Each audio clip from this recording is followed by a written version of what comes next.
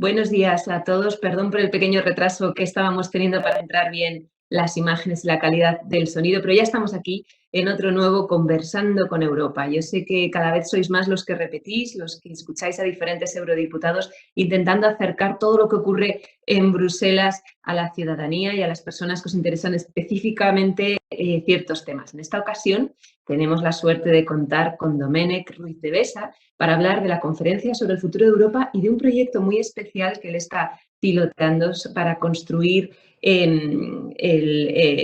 Europa con las entidades locales. Building Europe with Local Entities es el nombre del programa del que ahora nos hablará Domènec. ¿Y quién es Domènec Ruiz de Besa? Bueno, muchos de vosotros lo conoceréis. He visto que en la lista de invitados y de confirmados hoy hay gente que ya son casi Domènec, amigos tuyos, por supuesto, porque te conocen de sobra. Por ahí he visto el presidente del Movimiento Europeo Español y muchas asociaciones. Tenemos hoy ayuntamientos, concejalías de diversas partes de toda España y además asociaciones relacionadas con temas de la salud, marítimas, igualdad, sostenibilidad, agricultura, hostelería, turismo. Así que bueno, tenemos una amplia representación para ese debate que damos inicio ahora. Domènec Ruiz de Besa, para aquellos que no le conozcáis, nace en Alicante, es abogado, es economista o ha sido abogado, economista, consultor y actualmente es eurodiputado desde el 2019 para el Grupo de Socialistas y Demócratas. Además, dentro de la Eurocámara es vicepresidente de la Delegación para las Relaciones con Irak y es miembro de la Comisión de Cultura y Educación y de Asuntos Constitucionales. Y fuera del Parlamento Europeo sigue siendo actualmente el vicepresidente de la Unión de Europeístas y Federalistas de Madrid, UEF, con la que tanta guerra ha dado y tanto activismo ha promovido siempre en España. Yo lo recuerdo desde hace ya muchísimos años con conferencias, seminarios y multitud de actividades y en la que siempre ponía el acento precisamente en cómo llevar Europa a las regiones, a lo local, ese aspecto más federalista también de la Unión Europea. Así que nada, Domènec, el micrófono es tuyo. Tenemos 10-15 minutos para esa explicación inicial y luego damos paso a las preguntas. Os recuerdo a todos los que participáis, como siempre, que podéis ir poniendo preguntas en el chat y que yo luego recogeré y seré la que las agrupe si son temáticamente parecidas y podamos tener ese debate fluido con Domènec. Gracias. Muchísimas gracias, María, por la invitación y por la amable presentación. Estoy encantado de estar hoy aquí con vosotros. Muchas gracias, por supuesto, a todas las personas y entidades que se han interesado por el tema que vamos a abordar, que es, como se ha dicho, la conferencia sobre el futuro de Europa y también el proyecto BELE. Y sobre lo primero, sin ánimo de extenderme en exceso, yo creo que nos encontramos ante una gran oportunidad de profundizar en la integración. Realmente, si lo pensamos, la conferencia llega no solo en un momento como es el momento de la pandemia, que claramente supone una ruptura en el devenir histórico de grandes dimensiones, diría, sino que también llega en un momento en el que se empezaba, en mi opinión, a notar, no sé si llamarlo la fatiga de materiales del Tratado de Lisboa. El Tratado de Lisboa es un tratado que tiene 13 años de vida y 10 de vigencia. Y en ese sentido podemos decir que es anómalo porque ha habido, sobre todo en los círculos que diría yo siguen más los asuntos europeos, ha habido una especie de sabiduría convencional respecto a que el Tratado de Lisboa tenía vocación de permanencia y por tanto no debía modificarse y en cualquier caso no era posible o no había mayorías para hacerlo, sobre todo tras la ampliación al este, ¿no? Y la pérdida en cierto modo de cohesión del proyecto en torno a valores, como sabemos, incluso sobre la finalidad misma de la Unión. Esto obviamente se reforzó por lo que sucedió en Francia al momento del referéndum sobre la Constitución Europea, lo que yo llamaría el trauma francés, pero que sigue afectando a muchos, psicológicamente hablando. Y se pierde de vista en este relato que, si vemos la trayectoria de la integración desde el 50 al 57 en adelante, lo que es anómalo realmente es un periodo tan largo sin profundización en los tratados. Esto es lo que es anómalo. Habría que remontarse a los años 70 para un periodo tan largo sin actualización de los tratados. A partir del Acta Única del año 86, tenemos cada 5, 6, 7 años una profundización: Maastricht, Ámsterdam, Niza, luego Lisboa. Más allá de este dato, también creo que es evidente que el mundo de hoy es muy distinto del mundo de Lisboa, ¿no? Del mundo al momento del Tratado de Lisboa. El mundo ha cambiado. Es verdad que 10 años son siempre 10 años, pero no siempre en un periodo de 10 años pasan tantas cosas o las rupturas o los hitos son tantos, diría yo, como los que hemos visto en lo que yo llamaría la década de Lisboa.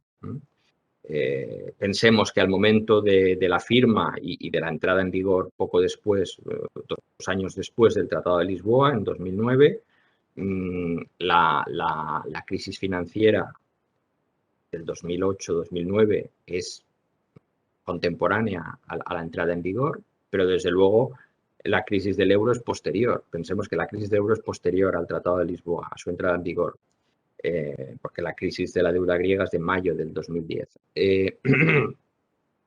Por supuesto, las primaveras árabes son también posteriores y los consiguientes flujos migratorios. La invasión rusa de Crimea también es posterior, desde el 14. El Brexit es posterior, obviamente, la victoria de Trump en Estados Unidos y ahora la pandemia.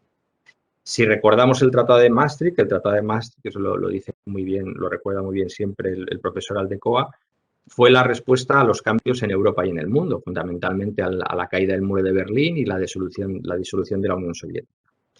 Sin embargo, ahora los cambios en el mundo y en Europa, que he citado de corrido unos cuantos, a los que podemos añadir otros más estructurales, ¿no? Como la aceleración de la digitalización o la aceleración del cambio climático y, sobre todo, una mucho mayor presencia del cambio climático en la agenda pública comparada al momento de la adopción del Tratado de Lisboa, que no por casualidad es un tratado que no dedica no tiene un capítulo dedicado en el capítulo de las políticas comunitarias no aparece el cambio climático, ¿no? Ni aparecen objetivos de neutralidad climática, ni nada que se le parezca. Esto por el lado de las políticas. También el Tratado de Lisboa, en un momento, diría yo, de predominio de una mayoría, digamos, ideológicamente liberal conservadora, cuando se produce el fracaso en Francia del referéndum, se pudo haber aprovechado esa ocasión. Una parte de ese rechazo venía, un rechazo que yo creo que era fundamentalmente un voto de castigo a Chirac en aquel momento en Francia, pero que también había una parte, sobre todo de la izquierda francesa, que consideraba que era un tratado demasiado neoliberal. Y eso se podría haber aprovechado para incluir el protocolo social en el tratado, pero Merkel y Sarkozy no quisieron. Y eso sigue pendiente, ¿no? El pilar europeo de derechos sociales de Gotemburgo está muy bien, pero no es jurídicamente vinculante. Y la ocasión sería perfecta para incluir el pilar europeo de derechos sociales junto con el protocolo de progreso social en el tratado, más lo que decía antes, la transición ecológica. Eso en la parte de políticas. En la parte de toma de decisiones, claramente también se ha notado la fatiga de materiales, ¿no? Sobre todo el uso y abuso del veto en el Consejo en materia de política exterior, que tenemos ejemplos casi, no a diario, pero casi mensuales. Pero también en el ámbito de la política social, proyectos que empezaban como directivas sociales acababan como recomendaciones porque se bloqueaba en el Consejo por la unanimidad. Tenemos también el problema de las ratificaciones nacionales, porque hablamos mucho de la unanimidad con razón. Será sin duda uno de los grandes temas de la conferencia, la superación de la unanimidad. Pero también yo creo que hay que abrir un debate sobre las ratificaciones nacionales, que también se requieren en muchos asuntos y que dilatan el proceso y que se presta a operaciones de secuestro estratégico. Pensemos que el acuerdo político sobre el plan de recuperación, que también tendrá que abordarse en la conferencia en cuanto a su hay sí vocación de permanencia, ¿no? que debemos defender. El plan de recuperación no puede ser flor de un día y el uso de la deuda europea no puede ser flor de un día. Pero el plan de recuperación políticamente se acuerda en julio del año pasado. Jurídicamente se adopta en diciembre. Y las ratificaciones nacionales se culminaron, las 27 ratificaciones parlamentarias nacionales se culminaron hace unas semanas y fue hace 10 días que la Comisión hizo la primera emisión de bonos. Pero desde el acuerdo político hemos necesitado un año para hacer la emisión de bonos. Yo creo que esto nos debe hacer reflexionar sobre la eficiencia en la toma de decisiones, sobre la participación del Parlamento Europeo. Esto tiene que ver también con el plan de recuperación. El plan de recuperación es un grandísimo avance, sin duda el mayor desde el euro, pero corre el riesgo de ser y es un paso federal, que duda cabe, enorme, pero corre el riesgo de ser una operación a largo plazo intergubernamental. ¿Por qué? Porque el Parlamento Europeo no participa en la toma de decisiones sobre emisiones de deuda, que controla en exclusiva el Consejo, es decir, los gobiernos. Y hay un pacto, el pacto político al que me refería, de julio, establece una cesta de nuevos ingresos para amortizar esta deuda. Desde el impuesto al CO2 en frontera, un arancel realmente, al impuesto a las transacciones financieras, el impuesto a las plataformas digitales está en la cesta, pero esto queda a lo mejor un poco en entredicho si se va adelante con el plan de la OCDE de un impuesto mínimo de sociedades mundial que también incluiría a las digitales, pero bueno, en la cesta está. Y claro, la paradoja con la que nos encontramos es que esos nuevos impuestos paneuropeos, que son necesarios y que es otro avance en la unión fiscal, tampoco el Parlamento Europeo tiene nada que decir al respecto. Bueno, es consultado, pero no participa en la decisión. Por tanto, muy bien crear este embrión de unión financiera y fiscal, pero eso requiere de una unión política y constitucional que lo colmate, y donde el Parlamento Europeo tenga plena participación. Por tanto, la conferencia viene, como se diría antiguamente, pintiparada, ¿no? Como colofón del plan de recuperación. Además, y con esto terminaría la parte de la conferencia, hay que tener en cuenta que, aunque hay distintas visiones sobre la finalidad de la conferencia, la mía está muy clara, tiene que ser cambiar el tratado en todos estos elementos. Es verdad que no todo el mundo es de la misma opinión, pero digamos, no sé si decir por reducción al absurdo o viendo la finalidad hacia atrás, o a sensu contrario, querría decir. A sensu contrario, si la conferencia no es para preparar el siguiente gran paso en la integración, es decir, un nuevo tratado mejorado en todos esos ámbitos que me refería, en tanto a las políticas y en tanto a la toma de decisiones y a la legitimidad democrática y la participación del Parlamento, ¿cuál sería entonces la finalidad de la conferencia? Oímos a personas cualificadas, incluso algún primer ministro, decir que no hay que hablar de las instituciones en la conferencia, que hay que hablar de las grandes políticas o de los problemas concretos de los ciudadanos. Bueno, como eslogan, lo de los problemas concretos de los ciudadanos está muy bien, pero para eso ya están las instituciones, ya está el Parlamento Europeo, ya está la Comisión con sus propuestas legislativas, ya está el Consejo. Realmente pasar un año dedicándonos a decir que el cambio climático es muy importante, que la digitalización es muy importante, que las migraciones son un gran reto, pero sin vincularlo a la dimensión institucional, a la dimensión de la toma de decisiones, no. Como digo, en su contrario, el ejercicio parecería fútil, ¿no?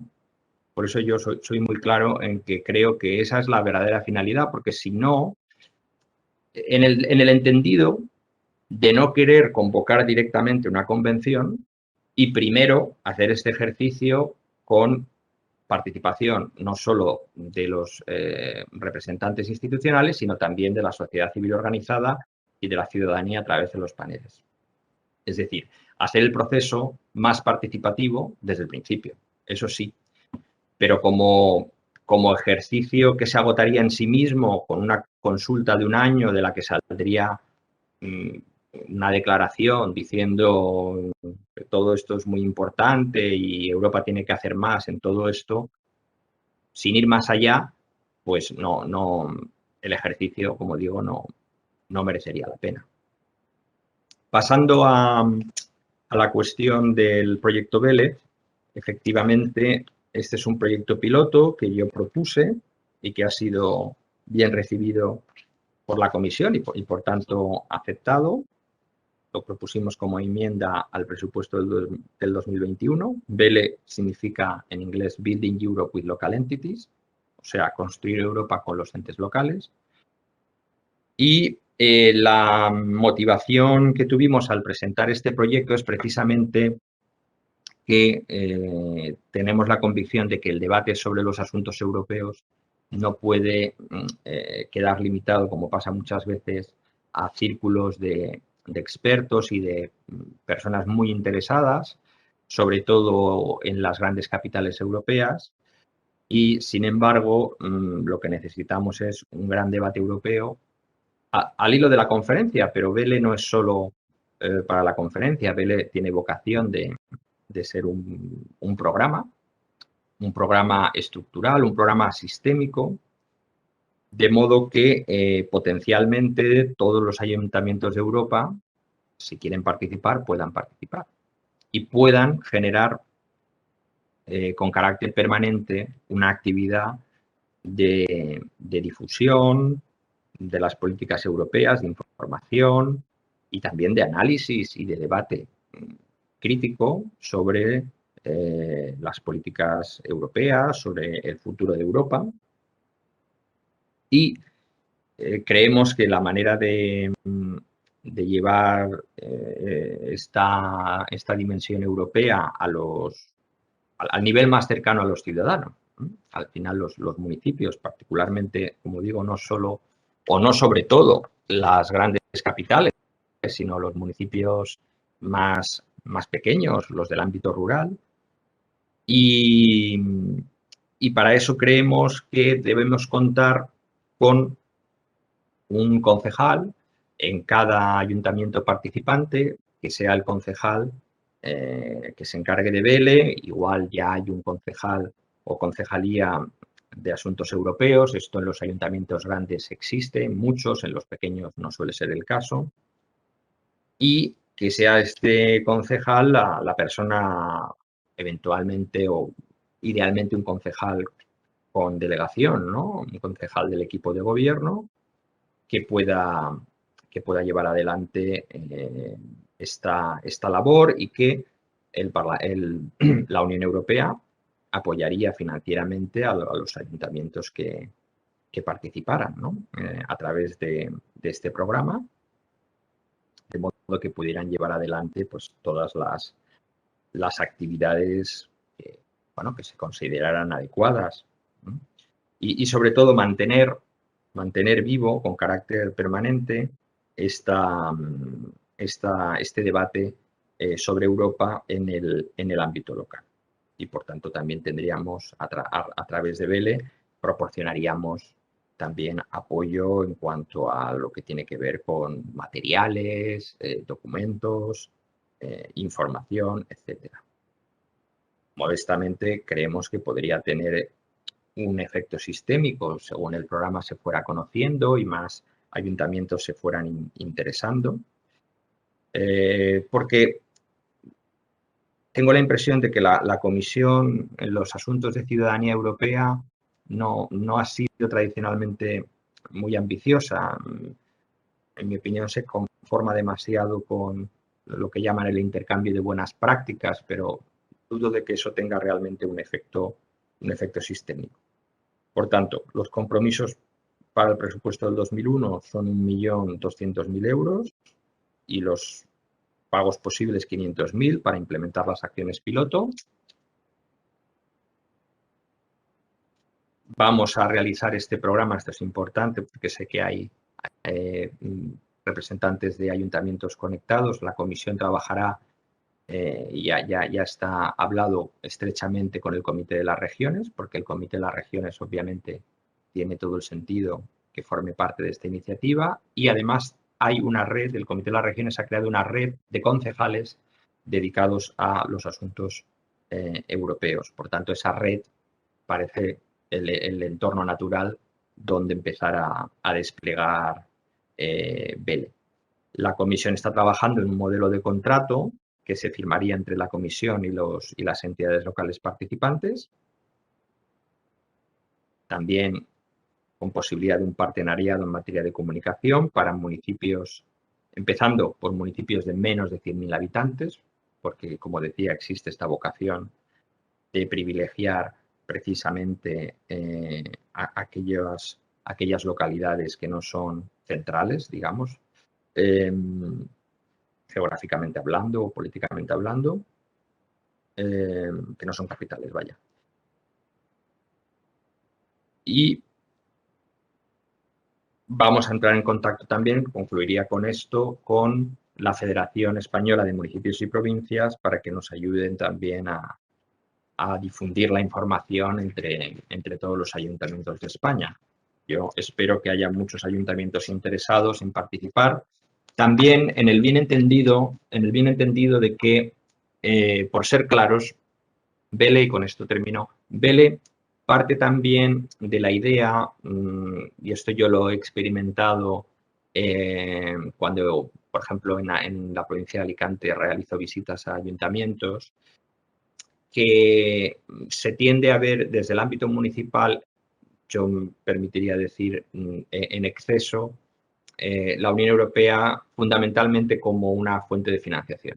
Y por tanto, cuando tú vas a un ayuntamiento, pues te enseñan lo que es legítimo, un proyecto pendiente y a ver cómo Europa puede ayudar, puede dar dinero. Pero Europa no es solamente una fuente de financiación, es un proyecto que estamos construyendo y donde los ayuntamientos deben ser también plenos actores y plenos protagonistas. Por tanto, BELE es otra manera de conectar el mundo local con Europa. Gracias. Muchísimas gracias, Domènec. Muy interesante ese proyecto nuevo. Yo creo que cada vez que salimos un poquito fuera de Madrid e intentamos organizar actividades, seminarios, encuentros, debates, sobre todo también con gente joven, todo el mundo nos transmite eso, ¿no? La necesidad de acercar más Europa al ciudadano. Yo creo que este proyecto puede ser sin duda una punta de lanza de algo muy bonito que podamos desarrollar para involucrar mucho más a los ayuntamientos. Yo, antes de pasar a las preguntas del chat, me quedo con una duda. De este proyecto BELE. Por lo que has mencionado, entiendo que habrá instrumentos de financiación para todo lo que sean actividades y acciones de comunicación dirigidas a explicar mejor al ciudadano o a involucrar al ciudadano. ¿Existe también algún instrumento que pueda servir para trasladar esa información, esa comunicación, esas opiniones, esas prioridades de ese municipio hacia Bruselas? ¿Cómo se va a articular que esa respuesta o que esa información pueda volver a Bruselas y esa doble vía, ¿no?, de comunicación con las instituciones? Pues gracias, María. Yo creo que esa es una clave importante que trasladaré a la comisión para que se añada al proyecto que está en fase de alguna manera de culminación, porque todavía no se ha publicado la convocatoria, ¿no? Para que cualquier ayuntamiento pueda adherirse, y creo que es importante lo que tú señalas, que haya una posibilidad de devolver hacia arriba los resultados de las actividades y de los debates, ¿no? De retorno. Muy bien. Bueno, pues empiezo con la primera pregunta del chat. Os animo también a los demás a que vayáis colocando preguntas. Carolina se pregunta, tengo la duda de cuáles son los mecanismos permanentes que podemos usar desde los entes locales para mantener ese diálogo más directo con Bruselas. Mira, justo un poco con lo que estábamos hablando, ¿no? Y si, por supuesto, quizás puedas abundar un poquito más también, Domènec, ¿en qué instrumentos tienen ahora con la actual conferencia sobre el futuro de Europa? Porque apenas hemos hablado de esa posible participación de entes locales en la plataforma o a través quizá de los paneles ciudadanos, de los plenos, no sé. Cuéntanos un poquito también ahora con la conferencia y de manera más permanente en el futuro. Muchas gracias también por la pregunta. Respecto a la participación de los ayuntamientos en la conferencia, hay como, bueno, igual no lo sabéis, pero hay una composición, y en esta composición el Comité de las Regiones tiene 18 representantes.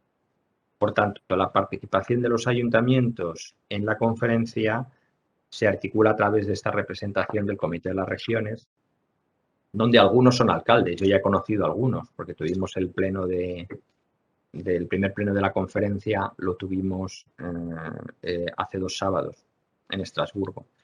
Que, por cierto, en España parece que nadie se enteró, porque los medios de comunicación no hablaron de esto, lo cual me parece muy, muy chocante.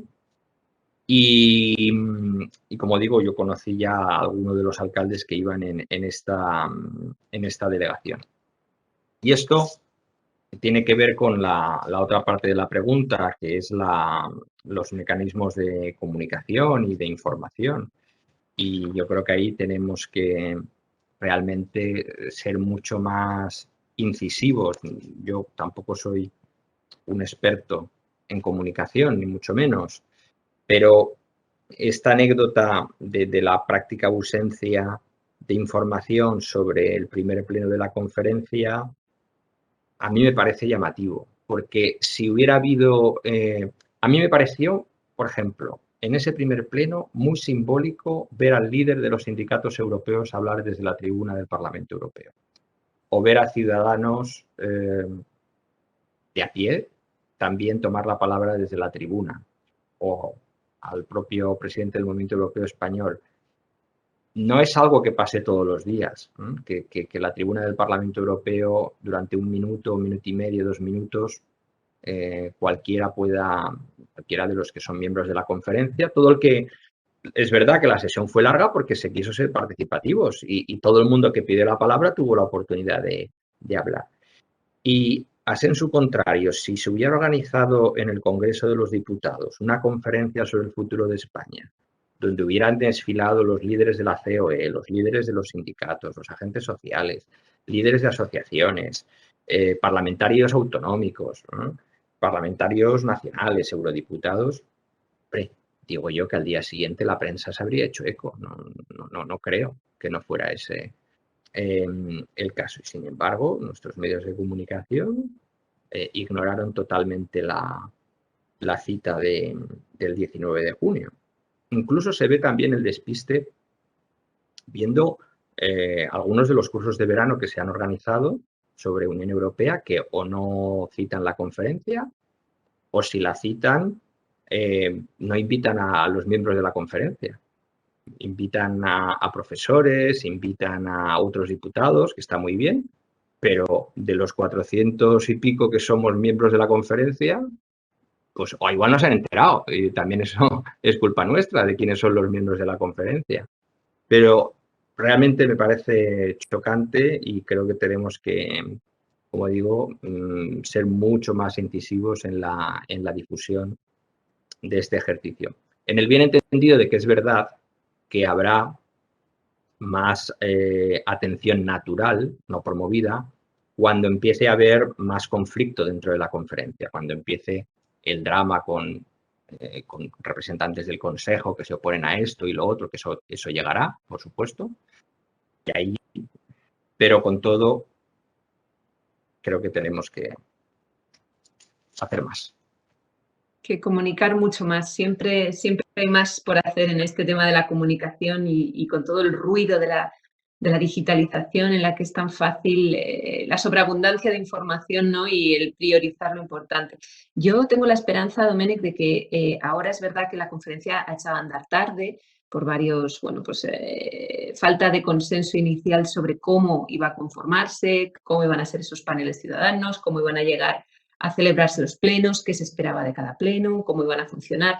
Y entonces, un poco es verdad que ese debate sobre la estructura y el funcionamiento y el formato, pues es algo que sobrepasa un poco al ciudadano de a pie, que lo que está esperando es propuestas más concretas de contenido, ¿no? Como tú decías, y ahí llegará mucho más, yo creo, el interés natural que está a punto de llegar porque ya hemos echado a andar ese primer pleno y ya el formato está empezando a ser rodado. O sea que yo te doy toda la razón, pero espero de verdad que haya un repunte enorme en cuanto empecemos ya a tocar los temas que de verdad interesan a la ciudadanía sobre cambio climático, sobre la Unión Europea después del COVID, sobre cómo gestionar futuras pandemias, sobre cómo mejorar la toma de decisiones de la que tanto has hablado antes.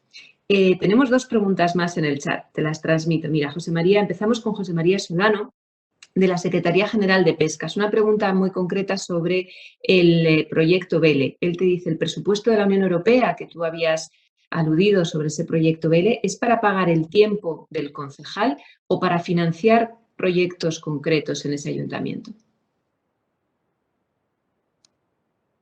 No es para pagar el tiempo del concejal, no. No, eso tiene que quedar muy claro. O sea, esto es para quien esté interesado. O sea, el que lo haga por dinero, perdonadme la franqueza, que no se apunte. Eso tiene que ser para el ayuntamiento y el concejal que le interese Europa. La financiación es para el apoyo de actividades, pero no para, ¿cómo decir? Para compensar el tiempo que el concejal o el equipo del concejal dedique, ¿no? Muy bien. Víctor Camp de la Creu, de PIMEC, dice, dado que el número de ayuntamientos en Europa es enorme, ¿habrá algún tipo de filtro nacional o regional para reducir el número de consultas que puedan llegar a través de estos ayuntamientos a las instituciones o al Parlamento Europeo?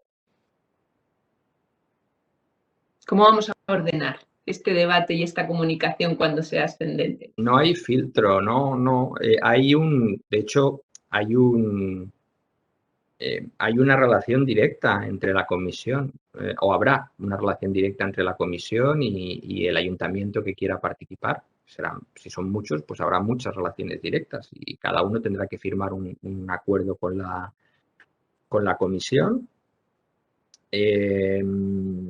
Y eso se ha querido hacer así porque se valoró al principio en el diseño inicial de BELE si de alguna manera utilizar a estructuras intermedias tipo comunidades autónomas, regiones o diputaciones provinciales, pero se pensó que era mejor ir directamente al ayuntamiento, lo que no quita que, por ejemplo, yo sé que la Diputación de Barcelona está muy interesada en el proyecto BELE y puede haber otros casos como la Diputación de Barcelona, que el programa tiene flexibilidad para permitir que entes de esta naturaleza apoyen el programa BELE, sobre todo difundiéndolo entre sus miembros.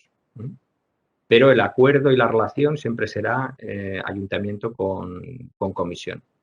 Y no se prevé ningún tipo de filtro. Lo único que habrá que gestionar desde la comisión en dirección descendente y en dirección ascendente un flujo importante de información si realmente hay una suscripción del programa muy elevada. No lo sabemos. Es verdad que hasta ahora está despertando bastante interés. Al Comité de las Regiones le ha gustado mucho y a mí me han llamado ya a varias reuniones para hablar de BELE. O sea, sí parece que hay interés, pero está por ver cuál es el grado de suscripción. Espero no morir de éxito, Montañas de papeles, de cartas y de emails en tu oficina. Pues ojalá necesites un refuerzo enorme de gente para poder recibir todas estas propuestas y darle salida. Domènec, ¿y cuándo echa a andar realmente ese proyecto BELE? ¿Cuándo se van a empezar a firmar? Lo digo porque habrá ayuntamientos que te estén escuchando y digan, vale, ¿cómo me entero yo de esta convocatoria y dónde está el link, ¿no? Para poder llegar, leer ese acuerdo con la comisión, ver si me interesa y ponerme en marcha. Sí, esa es la pregunta más importante. ¿Dónde me puedo apuntar? La convocatoria todavía no está publicada. La idea es publicarla a la vuelta del verano, septiembre, octubre, y efectivamente hay un reto que es que todos los ayuntamientos se enteren y puedan potencialmente apuntarse si les interesa. La convocatoria va a ser de carácter permanente, es decir, no va a ser una convocatoria que se abre y se cierra con un plazo. Por tanto, una vez el programa se abra para poder apuntarse, digamos, como digo, a la vuelta del verano, en cualquier momento uno podrá acudir a la convocatoria sin límite de tiempo, y habrá una estrategia de difusión para que el Comité de las Regiones informe a sus miembros, para que la FEMP informe a sus miembros, las diputaciones que se interesen también informen a sus miembros, e incluso la comisión va a realizar, a través de la contratación de servicios externos, también una labor para poder comunicar la existencia de este programa a todos los entes locales de Europa. Muy bien, pues nos quedamos con esta información para que poco a poco nos vaya llegando en cuanto se ponga en marcha. Y también me gustaría añadir a las personas que nos estáis escuchando, erais 40 al inicio de la conferencia, probablemente de este webinar, probablemente seáis unos poquitos más ahora, que bueno, también siempre añadimos el email del eurodiputado con el que estamos conversando al final en el chat, con lo cual podéis quedaros con él para dirigirle cualquier otra pregunta concreta que se quede en el tintero, o si dentro de unas semanas o unos meses no habéis sabido solucionar ese acceso y esa información. Tenemos otra pregunta de Gabriel y él pone el foco en la despoblación de España. ¿Cree usted que esta participación podrá ser posible para las comunidades pequeñas y las regiones más despobladas de España? ¿Cómo conseguir? Ya hemos dicho que esto va a ser para municipios de menos, o priorizará municipios de menos de 100.000 habitantes, pero ¿cómo vamos a activamente promover que aquellas regiones más vulnerables, más despobladas y que más lo necesitan puedan acceder a este proyecto? Pues es una cuestión fundamental. Realmente la vocación de BELE es precisamente esa, llegar. Tiene la ambición, desde luego tiene la ambición. Fue concebido para que pudiera llegar. ¿Es Gabriel quien preguntaba esto? Sí. Gabriel, precisamente para que pueda llegar a municipios poco poblados del ámbito rural. Y ahí la respuesta tiene que ver con la pregunta anterior que me hacía María o otra participante, la difusión. Por tanto, vamos a invertir mucho en difusión, y desde luego una difusión que no va a ser solamente por Internet, sino que por eso creo que eventualmente el papel de las diputaciones es muy importante, para que si hay que mandar cartas postales, se manden las cartas postales, si hay que hacer visitas, se hagan visitas, pero tenemos que hacer todos los esfuerzos para que si un pueblo de Zamora de 100 habitantes quiere participar, pueda hacerlo. Y que si no lo hace, que no sea porque no se ha enterado. Efectivamente.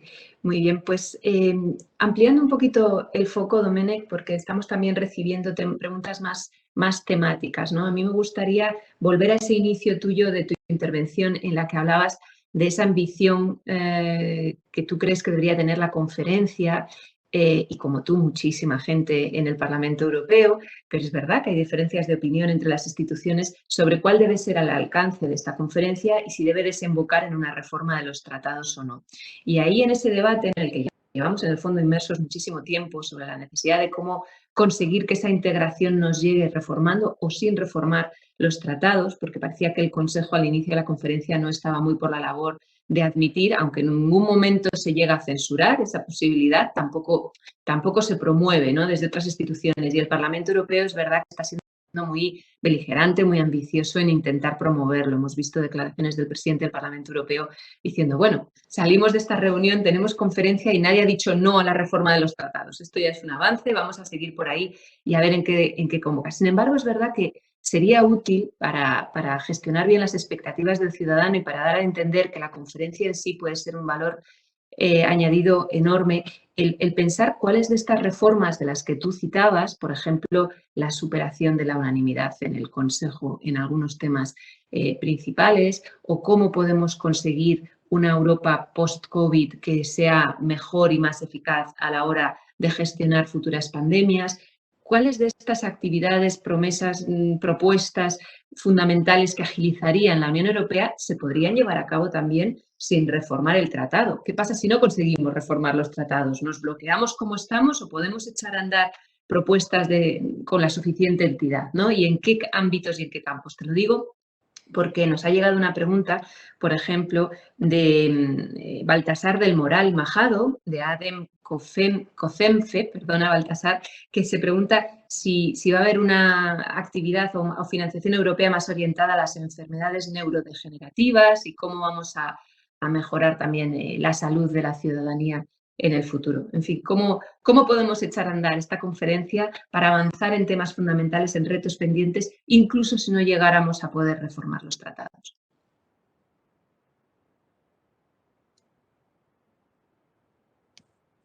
Gracias por la pregunta. Lo que pasa es que yo soy de esas personas que creo que cuando estamos... O sea, uno puede tener un plan B, pero no hay que hablar mucho del plan B cuando estás apostando por el plan A, porque entonces parece que el plan A no te lo acabas de creer.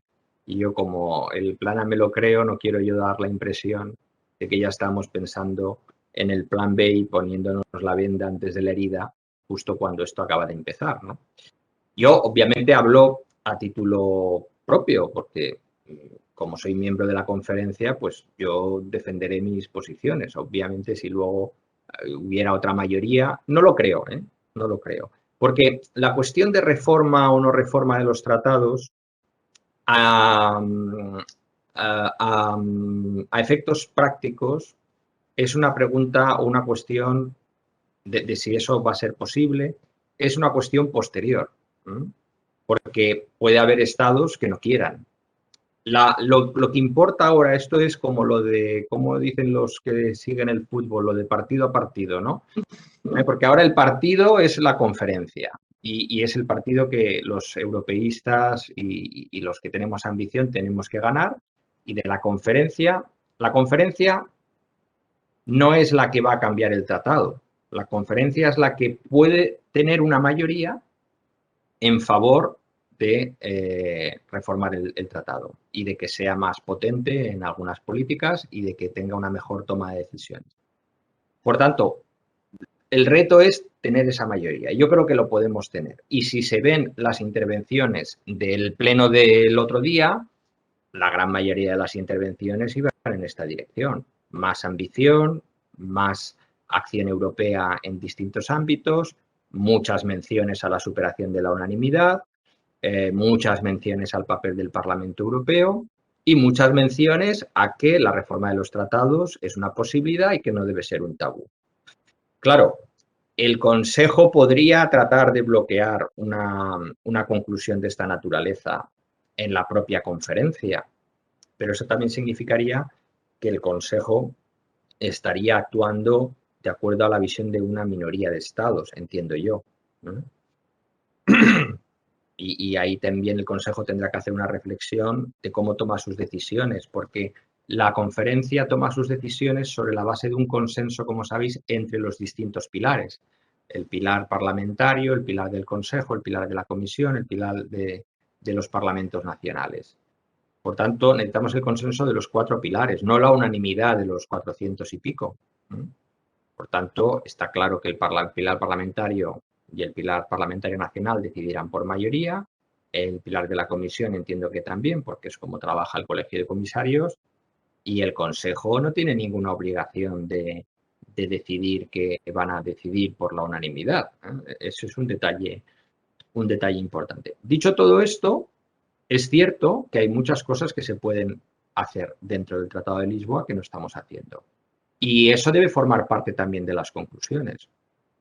Para mí las conclusiones ideales serían unas conclusiones, de la conferencia me refiero, que dijeran lo que debemos hacer y no estamos haciendo dentro del Tratado de Lisboa y las otras cosas que queremos hacer y que el Tratado de Lisboa no es suficiente. Creo que la cantinela de que todo se puede hacer dentro del Tratado de Lisboa no es muy cierta. Yo oía al ministro danés Kofod en la conferencia decir: no hace falta cambiar el tratado para armonizar los impuestos o no hace falta cambiar el tratado para decidir en política exterior, solo hace falta voluntad política. Claro, si los 27 estamos siempre de acuerdo, así cualquiera, yo también voy en barco, pero tenemos muchos ejemplos y de que incluso cuando tenemos grandes convergencias, 25, 26 países y de repente hay un gobierno que de manera poco justificada te lo bloquea. Por tanto, sí, se podría, si todos estamos siempre de acuerdo, claro, el Tratado de Lisboa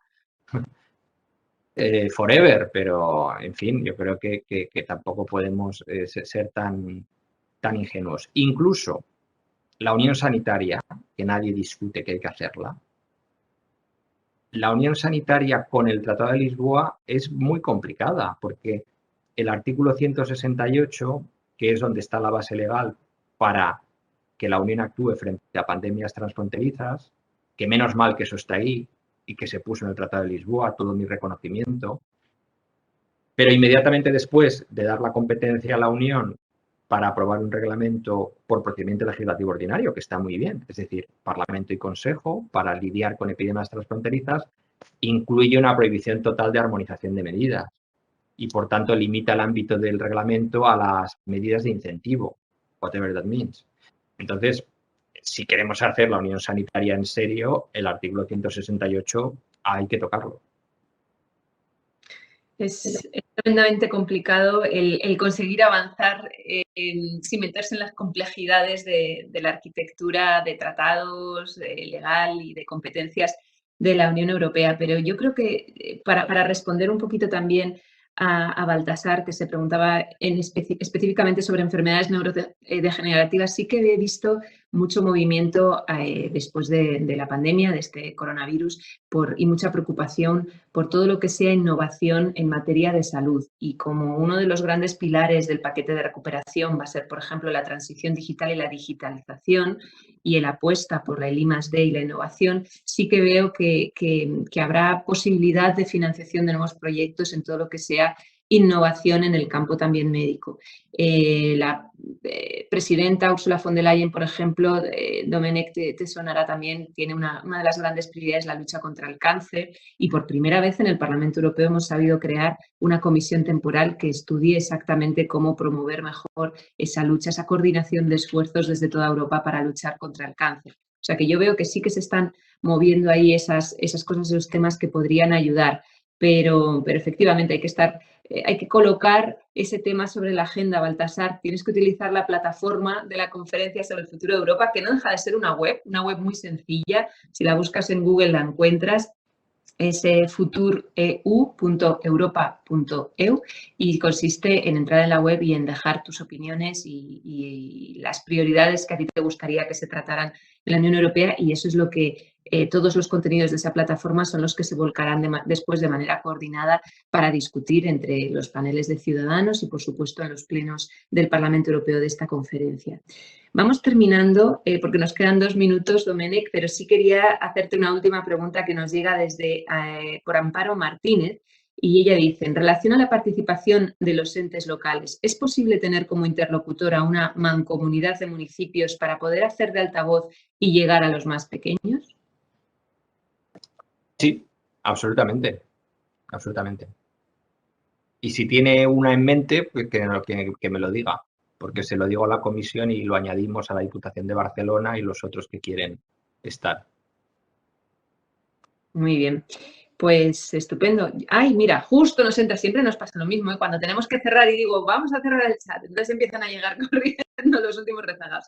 Gabriel Trenzado, ¿es posible mantener el mercado único sin mayor integración política en fiscalidad común o más integrada, apostando todo, al pilar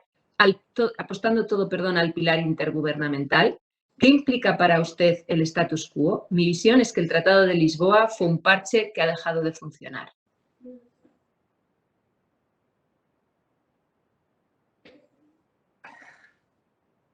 Yo tampoco iría tan lejos, aunque creo que ha quedado claro, digo en lo de que es un parche, ¿no? El Tratado de Lisboa fue un gran tratado en su momento. Es un tratado que da el gran salto, por ejemplo, en la cuestión muy importante de la participación del Parlamento en el proceso legislativo. El procedimiento legislativo ordinario pasa a ser el de la codecisión entre Parlamento y Consejo. Creo que hay así, de memoria, el Tratado de Lisboa se amplía la codecisión a algo así como 80 políticas. Se crea el Servicio Europeo de Acción Exterior. Por lo tanto, el Tratado de Lisboa es el texto de la Constitución Europea, fundamentalmente, en su esencia, pero sí que, como he dicho antes, creo que ya no es suficiente y que lo podemos mejorar.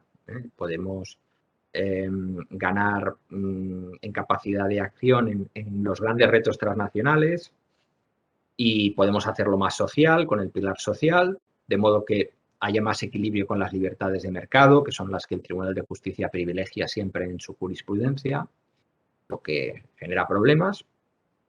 Y desde luego en el tema de la fiscalidad tenemos que trabajar mucho. Es verdad que un mercado interior no puede falsearse con la competencia fiscal. Y ahí la unanimidad es un gran problema. Debiera ahí como europeos, no sé si avergonzarnos es quizás un verbo fuerte, pero el hecho de que el G7 llegue a un acuerdo sobre un impuesto de sociedades global con un tipo mínimo del 15% y que en Europa llevemos 10 años sin ponernos de acuerdo para armonizar, no digo ya el tipo, porque eso solo lo veríamos en Europa en las películas, para armonizar la base del impuesto de sociedades, creo que dice mucho de las dificultades de nuestro proceso de toma de decisiones. Pues muchísimas gracias, Domènec. Ahora sí, 11:01, somos siempre muy puntuales en el cierre porque entendemos que la gente tiene muchas cosas que hacer, pero veo que la cantidad de preguntas indican que hay mucho interés sobre este tema. Como decíamos al principio, añadimos el email de Domènec, de su oficina, para que podáis dirigir a él todas las preguntas y propuestas concretas sobre este proyecto tan interesante como construir Europa desde los entes locales. Yo creo que es una pata fundamental para reforzar la Unión Europea. No hemos llegado a hablar de lo importante que es además comunicar para intentar ayudar a romper todas estas fake news y este efecto de desinformación que tan vulnerable nos hace a veces en la Unión Europea por estar allí un poco más lejos, ¿no?, de la ciudadanía y en la que ellos también yo creo que nos pueden echar una mano con estas labores y estas actividades de pedagogía más cercanas al ciudadano. Amparo Martínez Miro, que es la persona que te hablaba de la mancomunidad de municipios, ella te ha dejado escrito que se trata de la Mancomunitat Ribera Alta. Pero yo le voy a decir a Amparo que te escriba un email desde aquí porque así te podrá dar más datos y sobre todo su contacto para que podáis seguir aprovechando esta propuesta. Y con esto, pues nada, muchas gracias, Domènec. Muchas gracias, María, por la oportunidad y felicidades por esta red tan amplia que manejáis desde la oficina del Parlamento, porque el hecho de que tantos ayuntamientos se hayan podido conectar y ahora tengan la información y puedan mandarme un email es realmente muy, muy útil. Muchísimas gracias. Nada, seguiremos, es un placer, seguiremos conectando a la gente con los eurodiputados, que sois los que al final tenéis esa información y remáis tanto a favor de los proyectos locales. Un placer y hasta muy pronto, Domènec. Hasta pronto a todo el mundo. Adiós.